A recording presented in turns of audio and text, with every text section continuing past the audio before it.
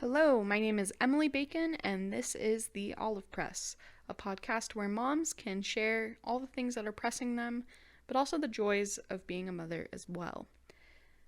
So, to get into it, I just want to kind of describe why I decided to start this podcast.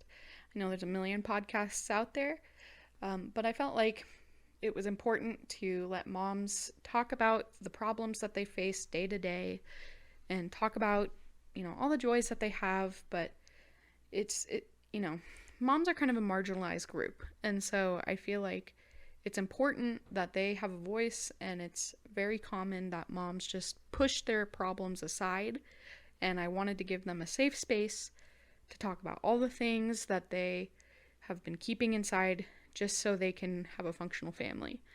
And we're all human, and so it's important that they have a place to talk about the sufferings that they experience every day.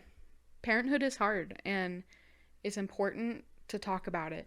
So, I also have kind of my own intimate experience with the trials of motherhood, both being pregnant and just being a mom in general. So, a little bit about myself. I am a mother of two under two. In fact, they share a birthday. They are exactly a year apart. A boy and a girl, Gianna and Finnegan. Gianna's older than Finnegan. And I was married in 2020 to my husband, Teddy. He is actually doing the tech work for this. So thank you, Teddy, for that.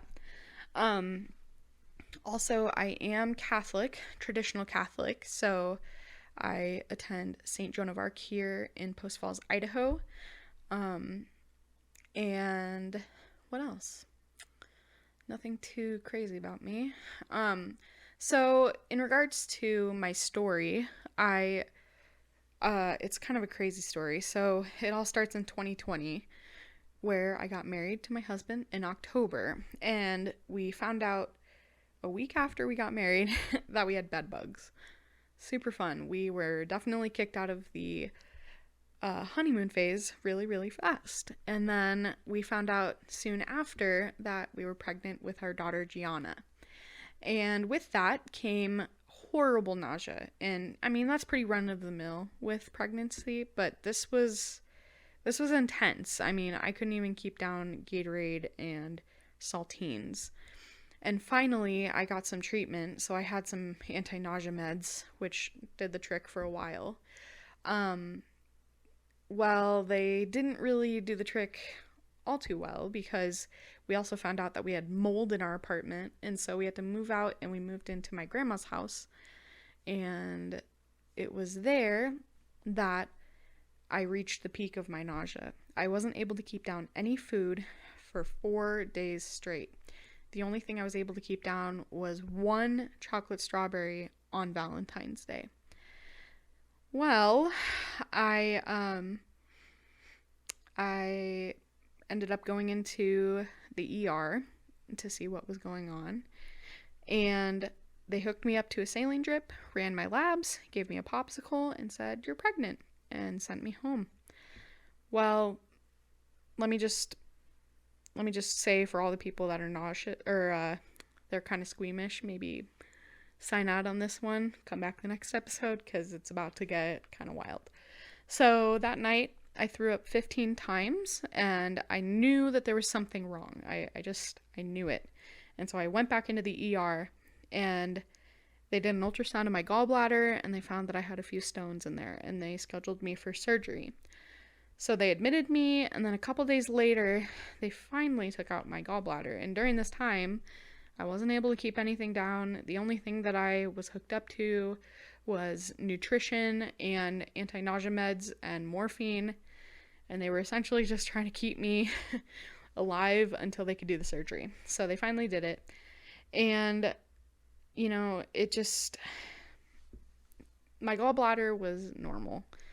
And it was frustrating because that wasn't the problem. And afterwards, I still kept throwing up. And so they figured maybe I was still leaking bile. And so they did an ultrasound, and they found that I was going into total organ failure. And at this time, my urine literally looked like Dr. Pepper. And so they knew there was something really, really wrong other than the bile. And they did some labs and they found that my platelets, which are the little things that help scabs, form to heal wounds. They found that my platelets had dropped to 17,000. And the normal range is 150,000 at its lowest. So that was pretty surprising. We didn't know why that was happening. And they immediately put a catheter in my neck and they started plasma treatment for the worst case scenario, which is called TTP, which means thrombotic thrombocytopenia purpura. And spoiler alert, it turned out to be TTP.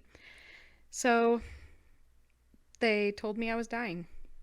My nephrologist came in and he told me and my husband, you're dying.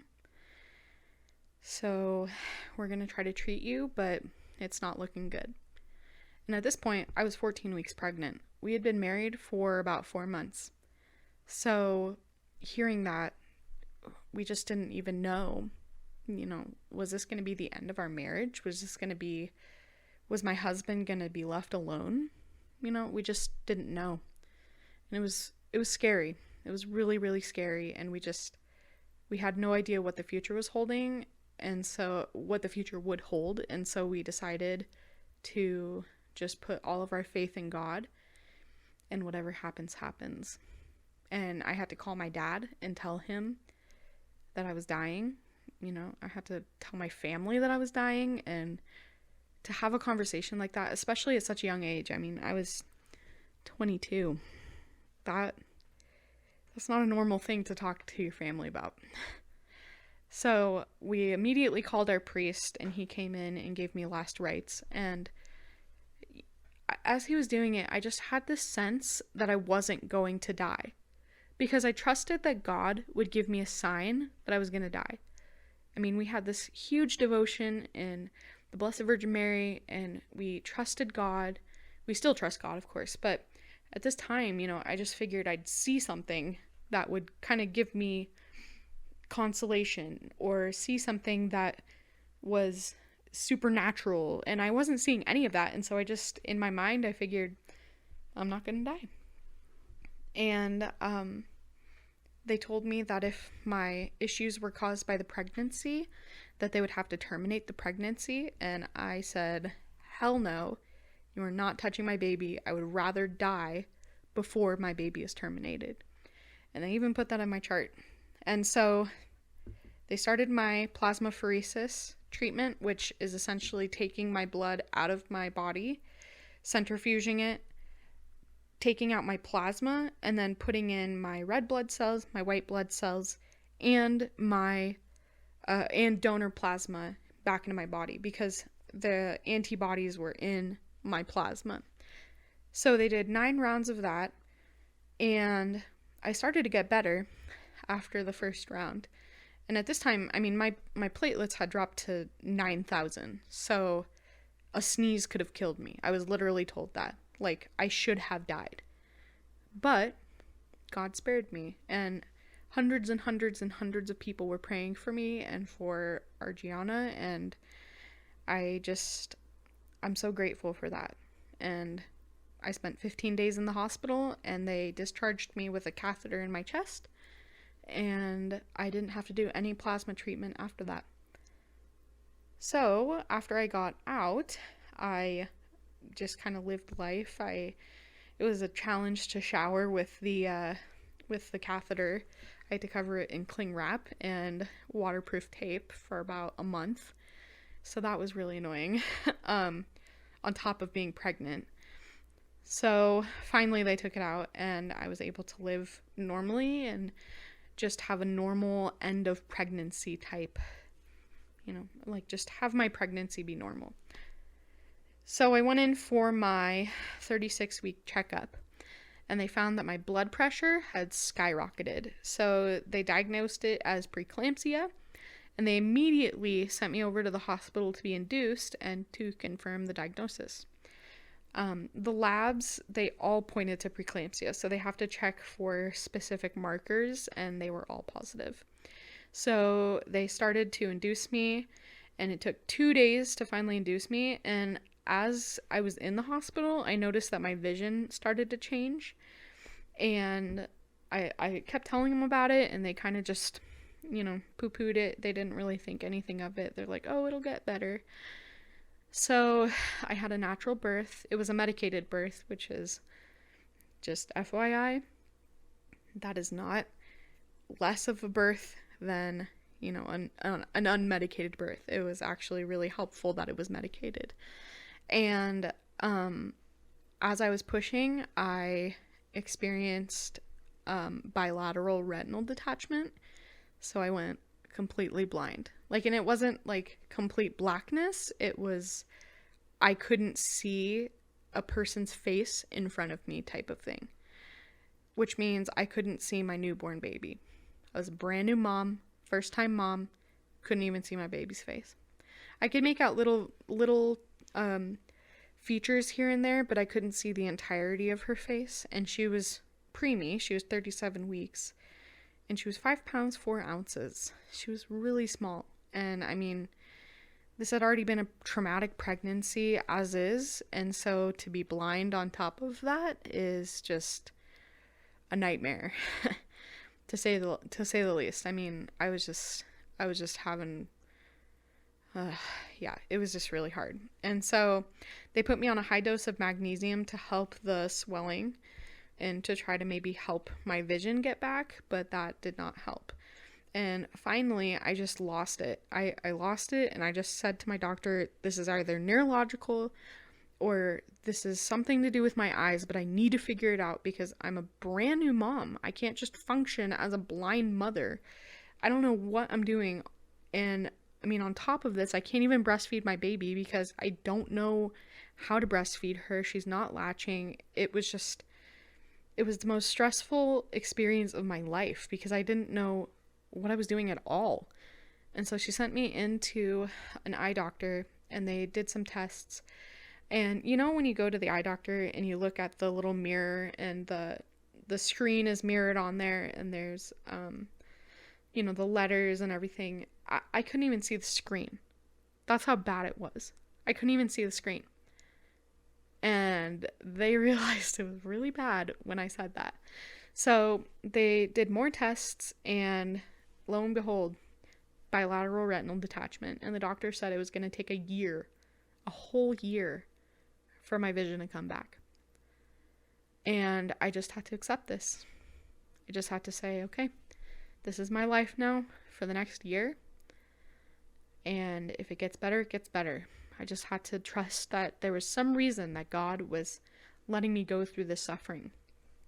And so I finally just allowed it to happen.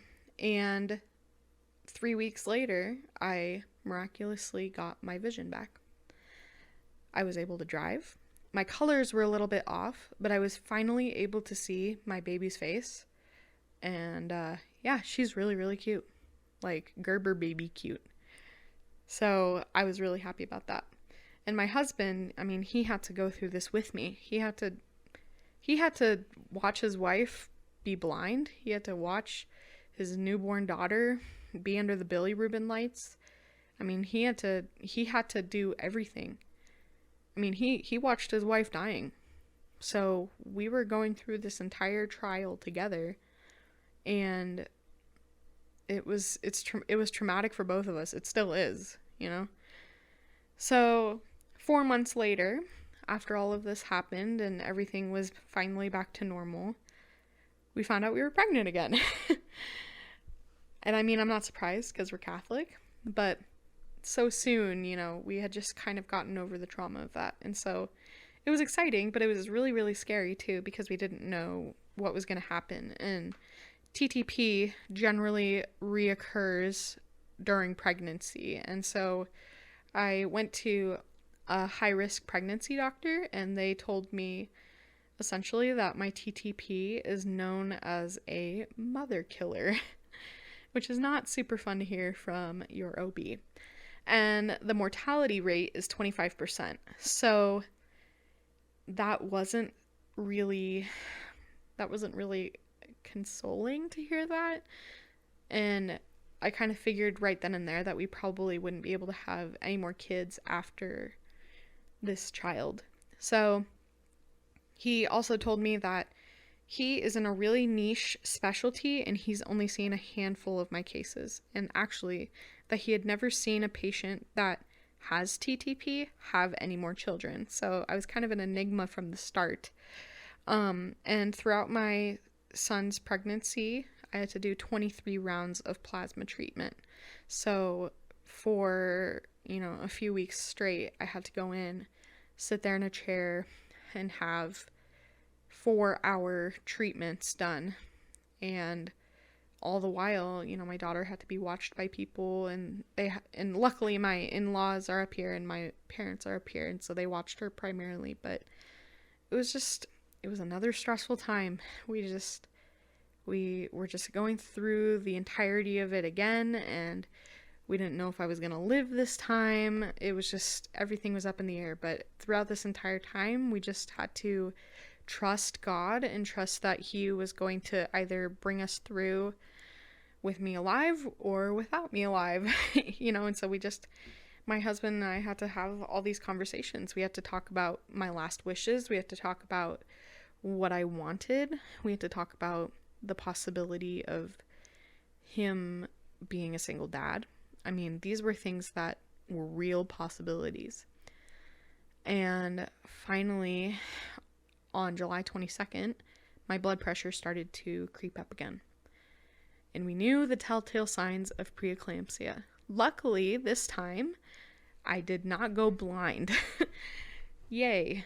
No blindness for me this time. But it was so bad that I got up to 170/99, and a normal blood pressure is 120/60 or like 75, something like that. But regardless, it was very high. And the doctor said, hey, you can wait a few hours so your kids can share a birthday, because my blood pressure had skyrocketed on the 24th of July. And I was like, yeah, of course. I mean, who wouldn't want to have one birthday party a year? I mean, we're going to save so much money.